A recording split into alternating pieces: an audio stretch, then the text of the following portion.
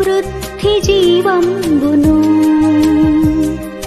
సమృద్ధిగా మాకిమ్ము. నెమ్మది గల ఇల్లు నిమ్మళ మగు మనసు ఇమ్మహిలో మాకిమ్మయ్యా. ఇమ్ముగా దయచేయుము గిన్నె నిండిన అనుభవము.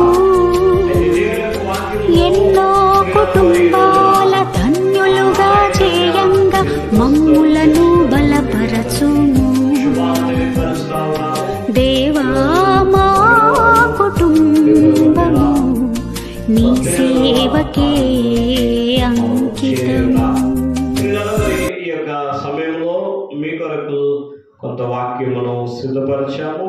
అది మీతో పంచుకోవడానికి దేవుడు ఇచ్చిన ఈ సమయమును బట్టి నా దేవునికి యేసు ప్రభు వారికి నా ప్రత్యేకమైన వందనాలు తెలియపరుస్తున్నాను. ప్రభు సన్నిధిలో మరి దేవుడి యొక్క ఈ యొక్క సమయంలో మనం సద్వినియోగం చేసుకుందాము. అయితే దేవుడి వాక్యంలో మనము ధ్యానించాము, ద్రాక్ష తోట కొరకు మనము ధ్యానిస్తున్నాం. సంఘము ద్రాక్ష తీగలుగా ఉన్నది, ద్రాక్షవల్లిగా యేసు ప్రభు వారిని పోలి ఉన్నారు అని మనము ధ్యానించుకున్నాం. ఈ నేటి వాక్యమును మనం ఒకసారి ఆలోచన చేస్తే, నా ప్రియమైన దేవుని బిడ్డలారా, ద్రాక్ష తోటలను పాడు చేయు గుంట నక్కలు, ద్రాక్ష తోటను పాడు చేయు గుంట నక్కలు. ద్రాక్ష తోటలను ఈ నేటి క్రైస్తవ సంఘాలలోనికి ద్రాక్ష తోటలోనికి వచ్చి కొన్ని గుంట నక్కలు ఏం చేస్తూ ఉన్నాయంటే పాడు చేస్తూ ఉన్నాయి. ఇప్పుడు మనము మెలకువగా ఉండాలి. యేసు ప్రభు వారు చాలా సమయంలో చెవులున్నవారు వినుగాక అని చెప్తా ఉంటారు. నిజానికి ప్రియులారా, ఈ గుంట నక్కల వల్ల చాలా ప్రమాదం ఉంది. సంఘానికి చాలా ప్రమాదం ఉంది, సంఘ కాపరికి చాలా ప్రమాదం ఉంది. ఈ గుంట నక్కలు మరి చాలా క్రూరమైన పనులు చేస్తూ ఉంటాయి. ఈ గుంట నక్కలు కలిగినటువంటి మనిషి స్వభావము కలిగి ఉన్నప్పుడు నా ప్రియమైన దేవుని బిడ్డలారా, దేవుని రక్తంలో వారు కడగబడునుగాక. దేవుడు వారికి మంచి మారు మనసును కలుగ చేయునుగాక. ప్రభు అయిన యేసయ్య మరి కొన్ని ఉపమానాలలో వీటి కొరకు మనతో మాట్లాడుతూ ఉన్నాడు. మొదటిగా మనం చూస్తే ప్రియులారా, దేవుని వాక్యములో 1 కొరింథీయులకు రాసిన పత్రిక 5వ అధ్యాయము 6వ వచనము, అలాగే లూకా సువార్త 12వ అధ్యాయము 1వ వచనాన్ని మనం చదివితే, కొంచెము పులిసిన పిండి, కొంచెము పులిసిన పిండి. ఈ కొంచెము పులిసిన పిండి వేషధారణ, అది సంఘము అనే ద్రాక్ష తోటను పాడు చేస్తూ ఉన్నది.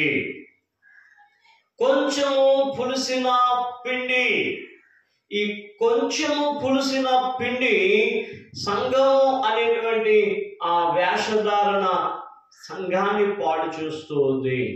నిజానికి మనం ఏమనుకుంటామంటే, సంఘము దేవుడిది కదా, దేవుడే అన్ని చూసుకుంటాడు కదా, దేవుడే అన్నిటినీ క్రమపరుస్తాడు కదా అని మనం అనుకుంటున్నాం. కానీ సాతాను అలా ఊరుకోదండి. సాతాను దేవుని సంఘమును పాడు చేయడానికి, ద్రాక్ష తోటను పాడు చేయడానికి చాలా కుయుక్తులు కలిగి, చాలా ఉచ్చులు వేసి, చాలా విధానాలు కలిగజేసి సంఘాన్ని పాడు చేయడానికి ఎప్పుడు అని ఎదురు చూస్తూ ఉన్నది. పులిసిన పిండి కలిగిన స్వభావము మనము కలిగి ఉండకూడదు. పులిసిన పిండి యొక్క విధానంలో మనం ఉండకూడదు. పులిసిన పిండి అనేటువంటి స్వభావము కలిగి మనం ఎప్పుడైతే ఉంటామో అది మన ఎదుగుదలకి, మన యొక్క హెల్తీ లైఫ్కి అది చాలా డ్యామేజ్గా మారుతుంది. దేవుని వాక్యములో పులిసిన పిండి అనే స్వభావమును నుండి మనం బయటికి రావాలి. నా ప్రియమైన దేవుని బిడ్డలారా, ఈ గుంట నక్కలు ఏ స్వభావంతో ఉన్నాయంటే పులిసిన పిండి అనేటువంటి స్వభావం కలిగి ఉన్నాయి. ఈ పులిసిన పిండి అనేటువంటి స్వభావం కలిగి ఆ పులిసిన పిండి లాంటి మాటలతో, ఆ పులిసిన పిండి లాంటి మాటలతో సంఘంలో ఉన్నటువంటి మంచి విశ్వాసాలను, సంఘంలో ఉన్నటువంటి మంచి ద్రాక్ష తీగలను, సంఘంలో ఫలిస్తున్నటువంటి గుత్తులుగా కాస్తున్నటువంటి ఆ ద్రాక్ష చెట్ల దగ్గరికి వెళ్ళి ఈ పులిసిన పిండి ఆ ద్రాక్ష చెట్టు మొదలు వేసి ఆ ద్రాక్ష చెట్టు యొక్క ఫలాన్ని ఆపడానికి, బ్రేక్ చేయడానికి ఈ పులిసిన పిండి స్వభావం కలిగిన పరిచర్యలు చాలా మంది ఉన్నారు. అయితే దేవుని వాక్యంలో దేవుని మాట చెబుతున్నది. ఏమని చెబుతుందంటే పిల్లల, ప్రసంగి 10వ అధ్యాయము 11వ వచనాన్ని మనం చదివితే అక్కడ దేవుని వాక్యం చెబుతుంది, కొంచెము బుద్ధిహీనత సంఘము అనే ద్రాక్ష తోటను పాడు చేయను. కొంచెము బుద్ధిహీనత, ఈ కొంచెము బుద్ధిహీనత సంఘము అనే ద్రాక్ష తోటను పాడు చేస్తుంది. మనము బుద్ధిహీనత కలిగి జీవిస్తున్నామా లేకపోతే జ్ఞానం కలిగి జీవిస్తున్నామా? యాకోబు రాసిన పత్రికలు అంటాడు, మీలో ఎవరికైనాను జ్ఞానము కొదువుగా ఉన్నాయో వాడు దేవుని అడగవలెను. జ్ఞానము లేని వాడు దేవుణ్ణి అడగవలెను. ఈ బుద్ధిహీనత ఎప్పుడైతే మనలో ప్రవేశిస్తుందో దానివల్ల ఏమవుతుందంటే ప్రియులారా, మనకు తెలియకుండానే సంఘాలను పాడు చేస్తారు. మనకు తెలియకుండానే సంఘాలను పాడు చేసేటువంటి బుద్ధిహీనత మనలోనికి దూరింది. అందుకనే అలాగా కలిగి ఉన్న మనుషులు ఏమంటున్నారంటే గుంట నక్కలుగా పిలుస్తా ఉన్నా. సంఘాన్ని పాడు చేసేటువంటి గుంట నక్కలు నేటి సంఘాలలో విపరీతంగా ఉన్నాయి. నేటి సంఘములను ద్రాక్ష తోటను పాడు చేస్తా ఉన్నాయి. అయితే దేవుడు చెప్తున్న మాట ఏమిటంటే కొంచెము బుద్ధిహీనత. నా ప్రసంగంలో నీతో దేవుడు మాట్లాడుతున్నటువంటి మాట ఏమిటంటే మనము ఆ బుద్ధిహీనతకి దారి ఇవ్వకూడదు. బుద్ధిహీనత మనలోనికి రానివ్వకూడదు. బుద్ధిహీనతకి మనము చోటుని ఇవ్వకూడదు. బుద్ధిహీనత అనేది మనలోనికి రానివ్వకూడదు. సంఘము మన ద్వారా అభివృద్ధి పొందాలి. సంఘము మన ద్వారా అభిషేకము పొంది అనేక మంది శిష్యులను తయారు చేయాలి. Go therefore and make disciples. అనేక మందిని మనము తయారు చేయాలి. అనేక మంది నశించిపోతున్న ఆత్మలను మనము వెతికి రక్షించాలి. ఈ ద్రాక్ష తోటను మరింత అభివృద్ధి పరచాలి. ఈ సంఘంలో బుద్ధిహీనతకి దారిని మనము ఇవ్వకూడదు. మరొక మాటను మనం ధ్యానం చేద్దాం ప్రియులారా. ఏమిటి అంటే సామెతలు 6వ అధ్యాయము 10వ వచనాన్ని మనం చదివితే, సామెతలు 6వ అధ్యాయం 10వ వచనంలో కొంచెము నిద్రించేదనని నిద్ర లేవని సోమరితనము సంఘం అనే ద్రాక్ష తోటను పాడు చేయను. ఇంకా కొంచెం నేను పడుకుంటాను, ఇంకా కొంత సమయం నేను నిద్రించాలని ఉంది. ఈ నిద్ర అనేది చాలా ప్రమాదకరమైన రోగము. నిద్ర అనేది చాలా ప్రమాదకరమైన రోగము. నా ప్రియమైన బిడ్డలారా, దేవుని వాక్యములో ఈ సోమరితనము సంఘములో సంఘ క్షేమాన్ని పాడు చేస్తుంది, సంఘ క్రమాన్ని పాడు చేస్తుంది, సంఘ విధానాన్ని పాడు చేస్తుంది, సంఘ పద్ధతులను పాడు చేస్తుంది. సంఘంలో మనం ఎప్పుడు కూడా యాక్టివ్గా ఉండాలి. సంఘంలో మనం ఎప్పుడు కూడా ఉజ్జీవముగా ఉండాలి. సంఘంలో మనం ఎప్పుడు కూడా అభివృద్ధి చెందించేటువంటి పద్ధతులను కలిగి మనం ఉండాలి. నా ప్రియమైన బిడ్డలారా, సోమరితనమునకు మనము తోవను నిద్ర అనేటువంటిది మనము రానివ్వకూడదు. ఆత్మీయ నిద్రలోనికి వెళ్ళకూడదు. శారీరకాన్ని మనము బలాన్ని, ఆత్మీయ బలాన్ని, శారీరక బలాన్ని పొందుకుని దేవుని సన్నిధిలో మరింత ముందుకు సాగాలి. దేవుని వాక్యంలో మరొక మాట చెప్తుంది ప్రియులారా, ఏమనంటే మరి ఆదికాండము 25వ అధ్యాయము 30వ వచనాన్ని మనం చదివితే, ఆదికాండము 25వ అధ్యాయము 30వ వచనాన్ని మనం చదివితే, కొంచెము తిండిపోతూ తనము సంఘము అనే ద్రాక్ష తోటను పాడు చేస్తుంది. ఆదికాండం 25:30 వచనాన్ని మనం చదివితే అక్కడ దేవుని వాక్యము ఈ విధంగా సెలవిస్తా ఉంది ప్రియులారా. ఏమని సెలవిస్తుందంటే, నేను అలసి ఉన్నాను అని దేవుని వాక్యము చెబుతా ఉంది. నేను అలసి ఉన్నాను. అయితే దేవుని వాక్యంలో ప్రియులారా ఈ విషయాలను మనం గమనిస్తే, అలసి ఉన్నాను, అలసట అనేది దేవుని సంఘములో దేవుని సేవకుడికి కానీ, దేవుని విశ్వాసికి కానీ, దేవుని పనిచేస్తున్నటువంటి యోధులకు కానీ రాకూడదు. దేవుని సన్నిధిలో మరింత ముందుకు మనము సాగాలి.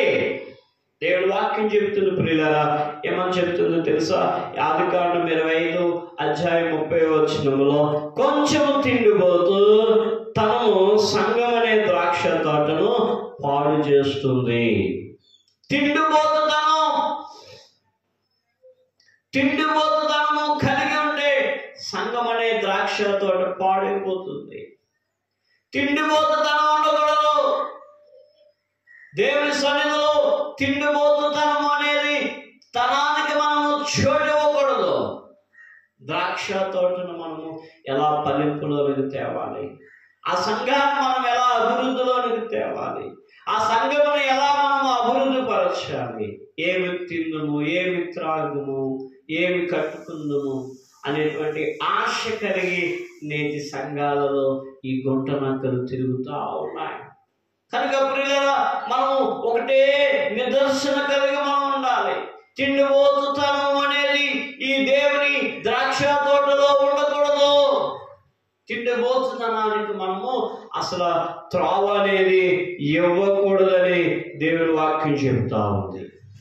మరొక మాటను మనం చూస్తే ప్రియులారా, మరి యెహోషువ 6వ అధ్యాయము 18వ వచనాన్ని మనం చదివితే, యెహోషువ 6వ అధ్యాయము 18వ వచనంలో, కొంచెము శపింపబడిన దానిలో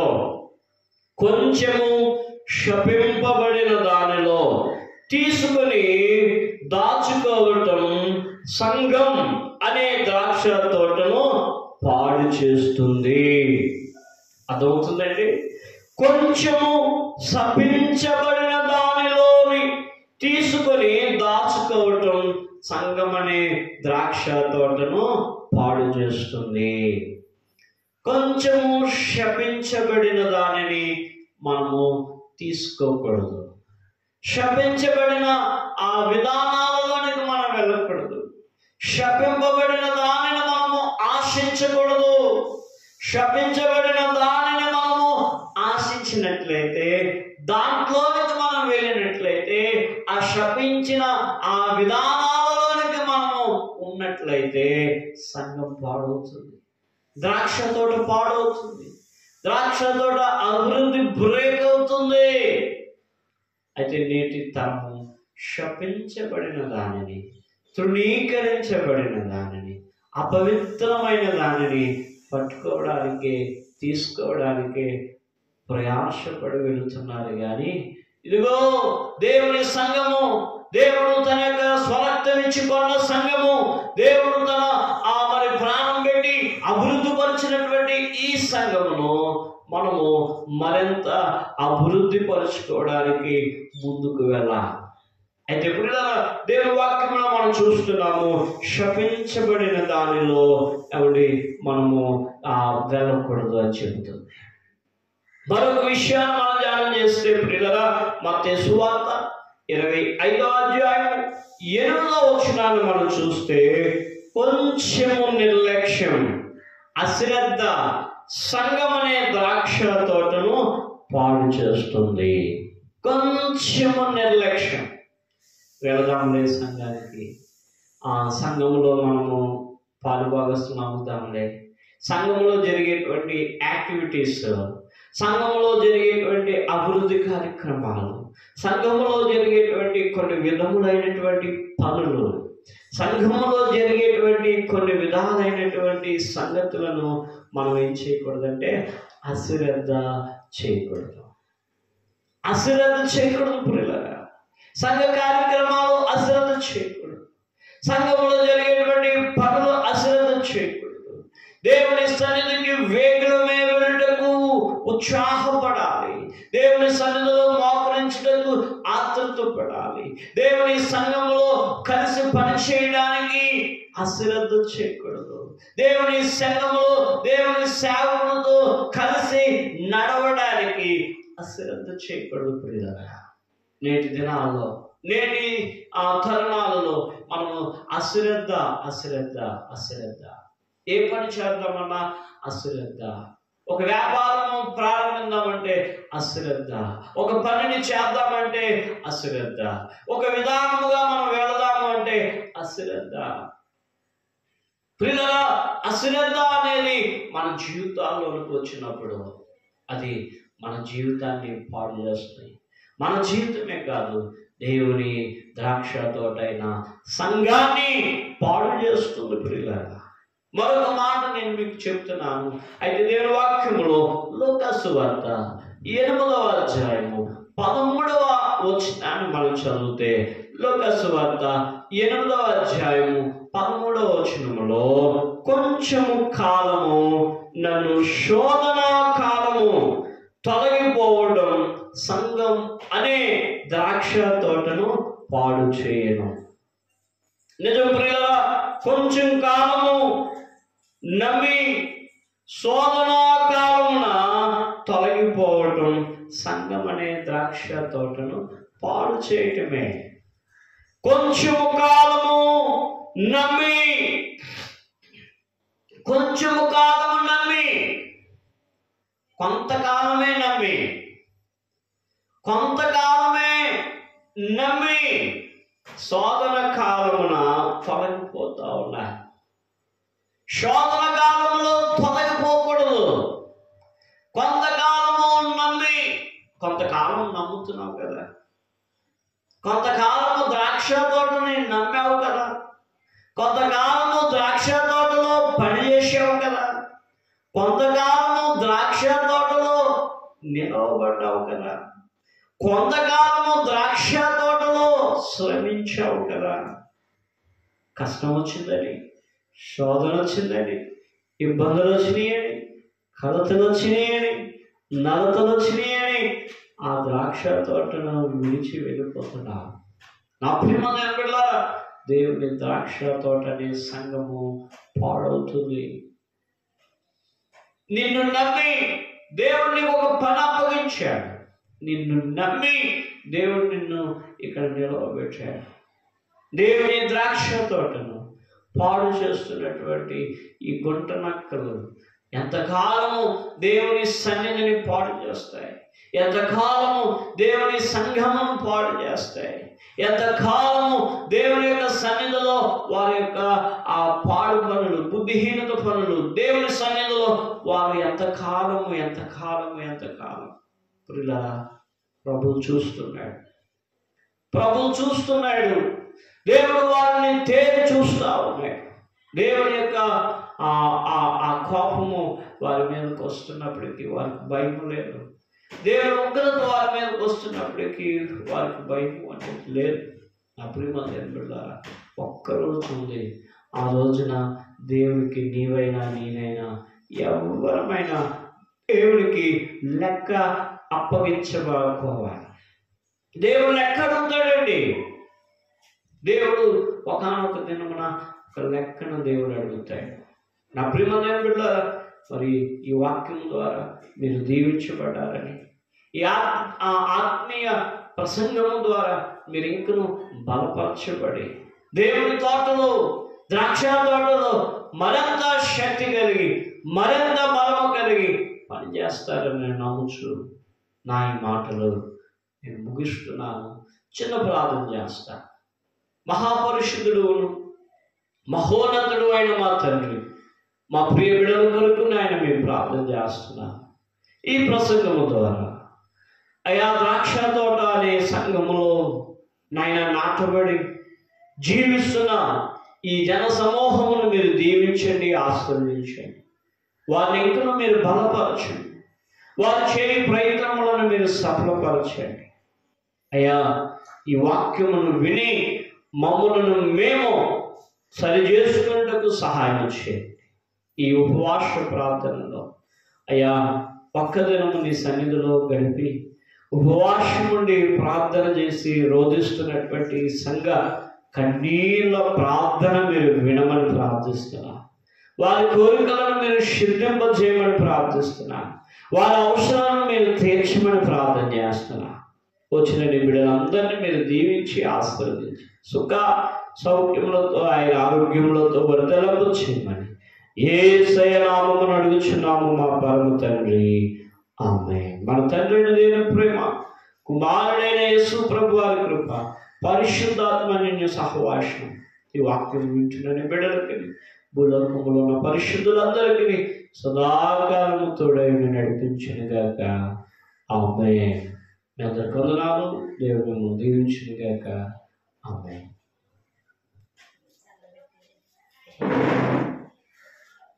అన్నయ్య